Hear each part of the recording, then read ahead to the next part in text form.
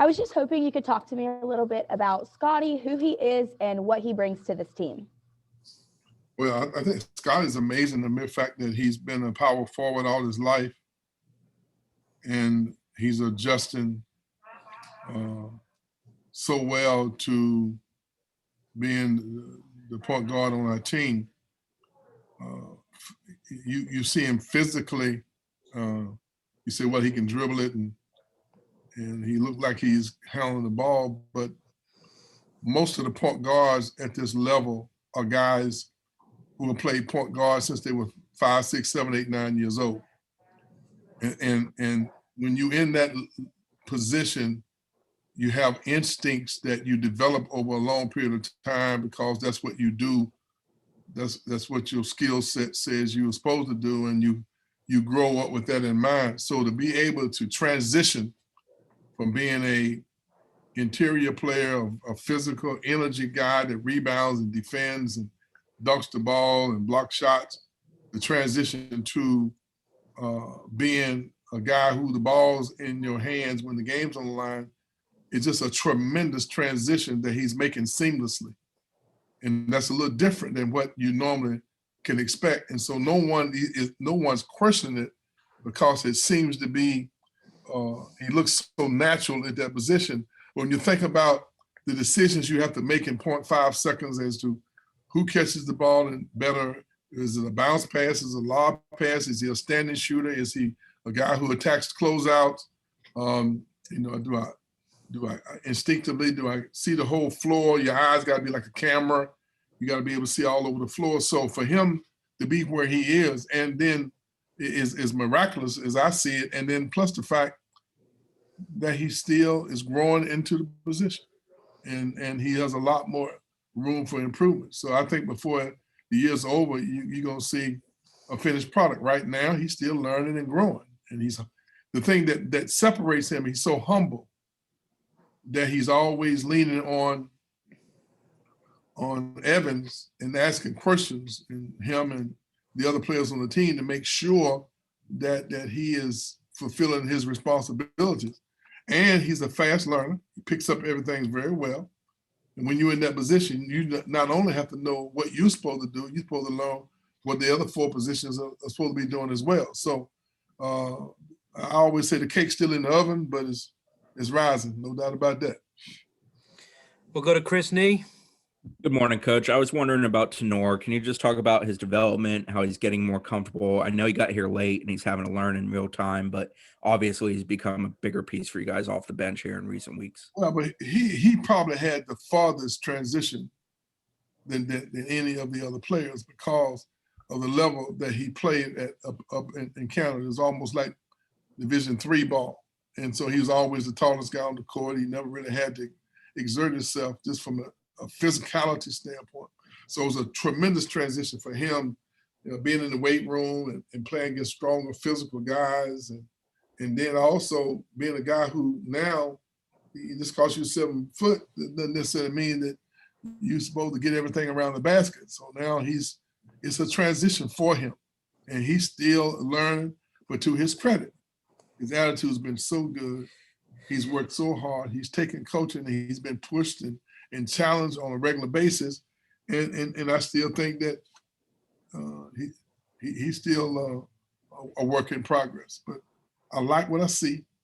I love his attitude, and he's enjoying the ride. And I think that we're getting stronger, more physical, and this all of a sudden now learning different responsibilities that he never had to be involved with it says a lot about the future for him and what he's able to, what he will be able to contribute to us, as he continues to improve. Go to Irish Rafael. Hey, Coach. I know a lot of teams aren't reflective of their record, but as Georgia Tech is a good example of that as anybody. It seems like they've been so close to pulling off some huge wins. I got a tremendous amount of respect for Josh. I mean, the first 2 games that he played did not come out to his favor, but that was not an indication of who he is and the job that he's doing. He's made adjustments. When I watch his kids, I mean, in first, we think we're a pretty good shooting perimeter team. I know that we didn't show any of that early on in the season, but I kept telling you guys we're a pretty good shooting team. I think we're shooting 42-7 from three, and we think we're pretty good. They're shooting 42-5, which means that they're a good team. And then when they're not playing, they're not a real deep team, but man, they're playing everybody like this is the last possession that they're gonna play. I mean, they are really, really giving it up.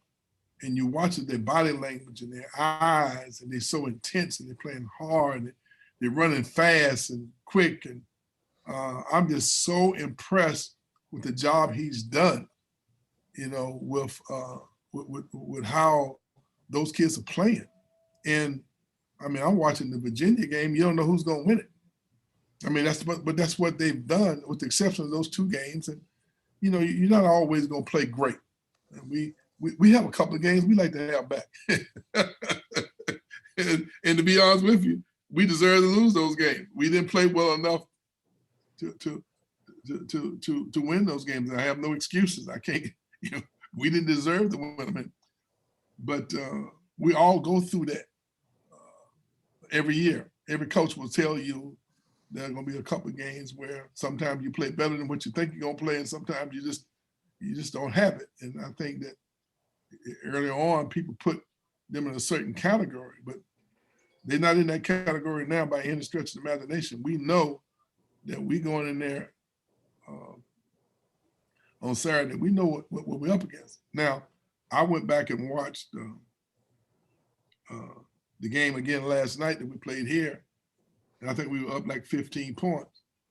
And I think that I looked up and the score was 50-51, you know, and we had another surge, and the score is not an indication of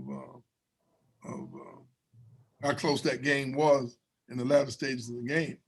You know, I was saying to myself, what was I thinking? Why didn't I call timeout to stop the bleeding? But man, that game got to be scary, and we'll improve it. So that he has a system, a defensive system that's unique, that he challenges people. And then when I've been surprised, they play you man to man, and I'm looking in there and they got a little 6-footer in there dead front of the post, and he's fighting and scrapping and being physical in there. And I'm saying, gee, these guys mean business, you know? So, and that's a tribute to the relationships that he has with his players and how they're responding. They're right there. And they fought the game right down and lost the game the other day at Virginia. And same thing, I think, at Duke. We're not going in that. We know what we're up against, and that's a credit to the job that Josh is doing. That he's gonna get some people. We just don't want to be one of them. Go to Bob Ferrante. Hey, good morning, Coach. Curious, outside of the postseason, do you recall ever playing 4 road games in a row? And how do you kind of look at the off days and balance giving guys a break here and there and just kind of making this all work? Bob, I think you could have sang a bass for the Temptations. Maybe you need. I like my day job. Maybe you might need to start listening to a little Barry White. You know, you might could duplicate that. You know, I got a record label. You know, I do gospel music, but man, with that bass, man, I might want to reconsider, man. You know. Anyway, what you ask me, Bob? What do you say?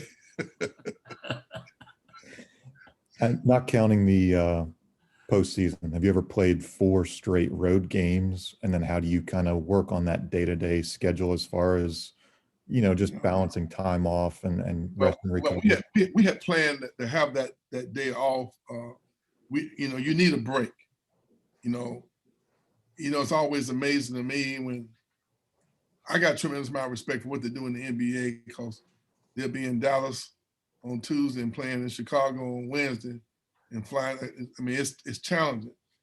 Those 3 games in 6 days, you know, I mean, I had guys limping around, tired, beat up.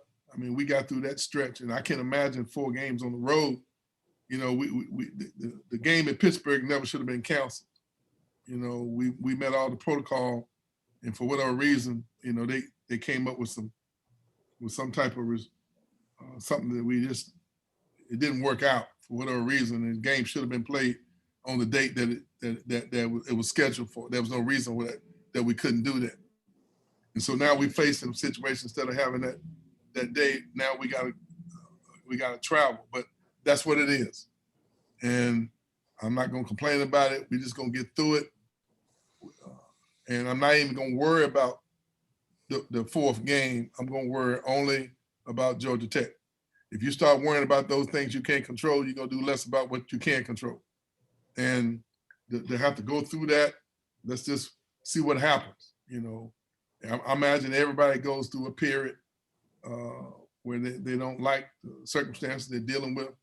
And during this pandemic, you got to be flexible. And that's my mindset. I'm not going to worry about the 4th game. I'm just going to take it one at a time. Let's just see how we manage it. Try to get as much rest as we can. Maybe lighten up a little bit, have more walkthroughs, more film sessions, more skull sessions, more walkthroughs. But that's the schedule, the hand that's dealt to us. I'm not going to complain about it. I'm just going to go do it, and let's see whether or not we can how we can handle it. The best way is not worry about the 4th. Let's just worry about game number 1. And right now, that's about all I can handle. Because after watching that film last night, I'm saying, wow, this game could have gone either way. So we got to be at our best. We don't have our best on the ball defender in terms of in polite. We still got to, you know, like most teams, you got a little soreness here, a little nick there. That's just kind of part of the job, part of the competing. So let's just see what we can do about Georgia Tech on Saturday, and then we'll worry about the Boston College when we get through with that game, and we'll keep right on moving. Go to Antoine from the Democrat. Uh-oh. No, I just wanted to talk to you about your bench play. It seems like every single game, it seems like somebody steps up, whether it be Sadar or maybe Raekwon when he was on the bench too. You know, you got Scotty. So just talk about them and their development too. Well, that's the way we've tried to build our program. So we don't put that pressure on anybody to have to be the star from each night. I think all our players feel responsible. They're all involved. They all get touches. I'm comfortable with them playing within themselves. And when I look at our team, I see a team that if everyone plays within their abilities, you know, we can be at our very best. But I also think that that's a little more challenging to prepare for as our opponents, because from time to time, you know, you see Jack come off the bench and he can give you what he can give you. So Sadar is coming around. Tanner, you like to think he's 7'2", let me take him off the dribble, and he's blocking shots at the rim. And Balsa, you know, he got good hands, and he can, if you don't watch it, he'll come up with a double-double. And then you got Malik giving us energy off the bench. Evans has had his moments. And so a lot of times when we're starting the season, it's a little more challenging for us to be on point early, because we're trying to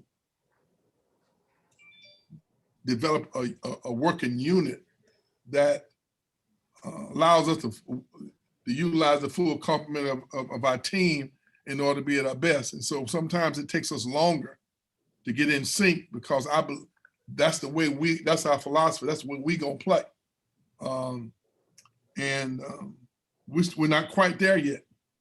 I went into the game the other night and we got up, whereas some teams are going with 7 guys and they're putting the pedal to the metal, and they're increasing those leads. I think sometimes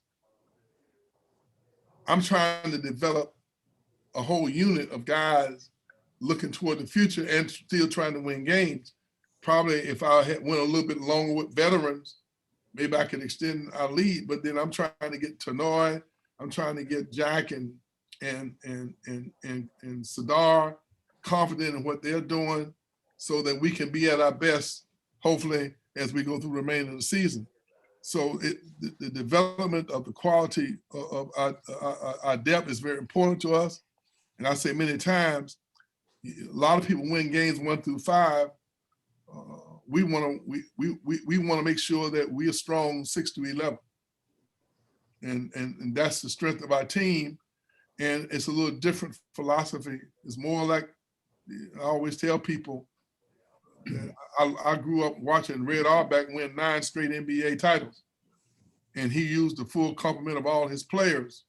And I remember John Havlicek and Zach Sanders and Don Nelson and all those guys coming off the bench, and that always inspired me. I always said if I was going to ever have an opportunity to be a coach, I thought that's the way I would feel comfortable coaching, because it worked. I mean, 9 straight NBA titles speaks for itself. Now, I'm not in the category of Red Auerbach, but everything I know, I stole and learned from somebody else. I don't want anybody to think that I got any original ideas. You know, I'm a thief when it comes down to coaching.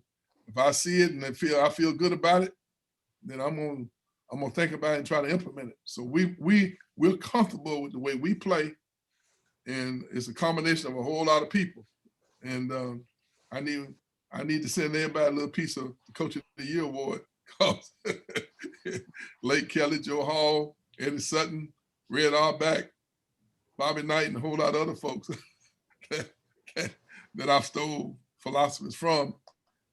But I like that style. That fits who we are.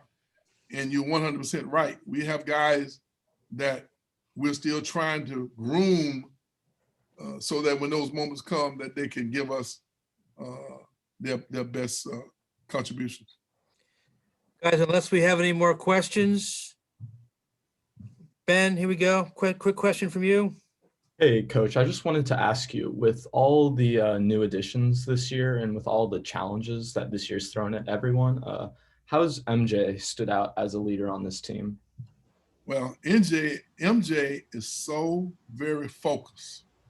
I mean, he's taking a no-nonsense approach in the way he communicates with his teammates. I mean, he's the ultimate Seminole, and he's not one of those warm and fuzzy guys. He's all business, and his leadership style is a little different. He doesn't mix words. But he has that strong desire to win, and he has an unselfish spirit. He's patient. He shows a level of confidence because he's not forcing anything. He's not rushing anything. He's comfortable where he is. He likes our team, and he has a matured look at where we are, because he realizes that we still got a lot of growth that we can make with this team. He talks more like a coach than he does a player now. But this is his 4th year, and the thing that separates him, he has that laser focus. And whenever we need, he understands how to give it to us. I mean, been time and time again when we need a bucket, and you can always count on him. Go to Austin from Tomahawk Nation. Hey there, Coach. Good morning. You spoke after the Clemson game about the kills, defensive stops, getting 3 in a row. It looked like he had 8 more against Miami the other night.